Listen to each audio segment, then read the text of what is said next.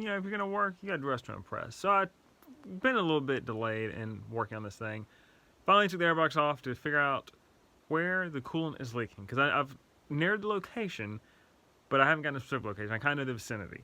And I guess I've just waited a bit too long. It's not really leaking like it was anymore, and I don't even know why it was leaking, because its thing was sitting for a few days. Shouldn't have been under pressure. I'd opened up the radiator cap, but still it was leaking a little bit. Now it's not, so I can see where the coolant was, where it's kind of dried and it's like kind of sticky but not really wet anymore. I can't find a leak, so I think I need to let this thing run for a little bit, build up some pressure, see if I can figure it out, because I have access to the radiator hoses now, but I don't see anything that looks like it's cracked. I don't see anything that looks like it's damaged. I mean, I'm looking at where the hoses connect to the, you know, the engine. I don't see anything. And the puddle that was forming on top of the transmission that I saw before, well, that's dried up. So I don't know. But I have access to it, so I need to run the car a little bit, let it warm up, see if we can figure out what's happening here. Something is going on. I just need to figure out what that something actually is. So you can see moving the intake, that freed up all this area to where I can actually see directly in the radiator hoses.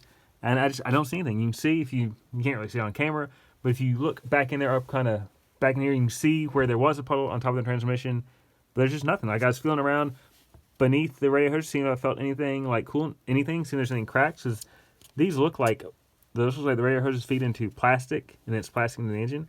Nothing looks bad, nothing looks cracked. I don't know. I'm gonna have to run it and see if I can catch it in the act.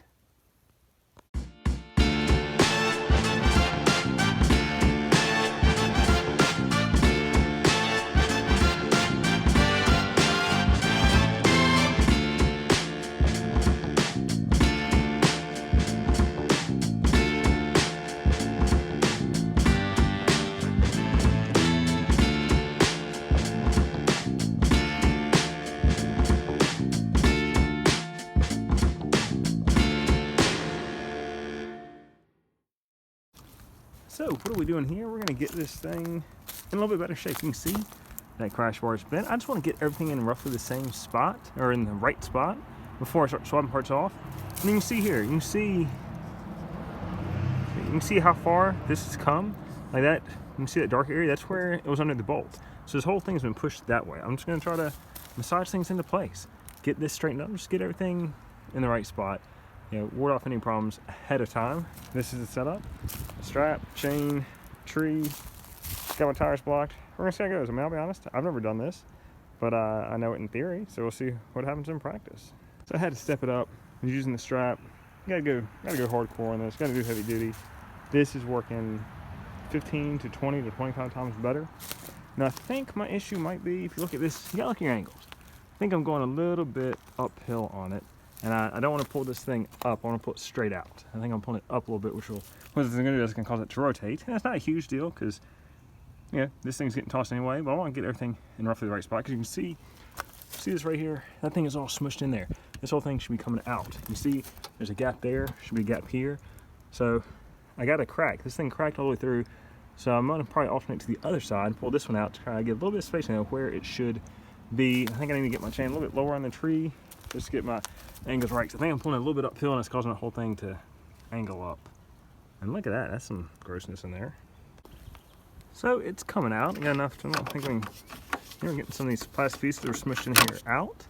So the thing I don't know, and this is more of a feel thing, is how far do you pull it? Because it's only gonna go back. So how far do you pull it past to get to go back in the right spot? I don't know. You can see my core support is completely broken, so things aren't gonna be quite perfect. Like, you know, if this were connected, I could be pulling both these things at the same time. Not gonna happen. So I may loosen these bolts and just pull this part by hand to get these bolts lined up, but that, I think I can get a good spot. You can see, same thing here. So there's a disconnect there. And it's probably why it is plastic, just to absorb some of this impact. I can't get it perfect, I just want to get it, close. And you can tell it's just not quite there. We'll keep playing with it, we'll see. I don't have a lot of experience in it, so I don't know how far to pull it. As you can see, this part's rotated back. This part's more or less straight. Part of that is just some of this crinkling in here. But you know, we'll figure it out. We'll just go with it, see what happens. And you can see this portion of it looks like it's rotated back a little bit. I'm not gonna get that straight. I don't know if you can see that. See that little crumple right in there? Not gonna get that straight.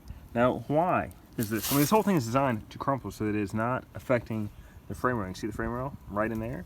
This part's designed to crumple so that it doesn't affect that. So I think this is probably as good as I can get it. I've gotten it out enough where I can access everything.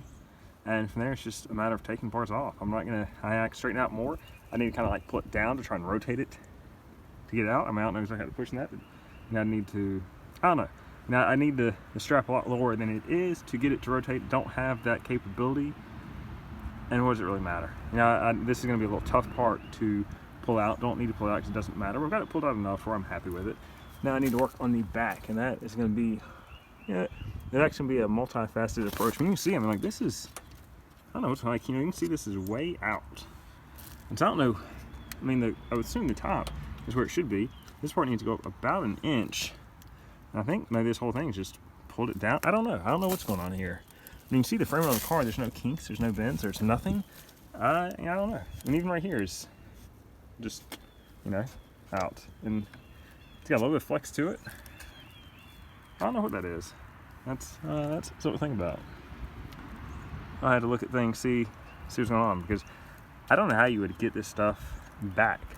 And maybe what it is that when this hit and this went back, maybe it bent up a little bit, rotated up. Maybe this whole thing should rotate down a little bit. You can see it starts to rotate down, it gets closer. I don't know, it might just be something to figure out when we start putting new parts on. So here's a really good look at it. See the width between the back of this plate and the front of the frame rail? Look how much less width there is right there. That thing just got crunched in. That's why this thing is curved out. You know, I mean, if I could like wrap a strap on each side, this side, get it, pull it down, I might pull it out, but again, replacing the part.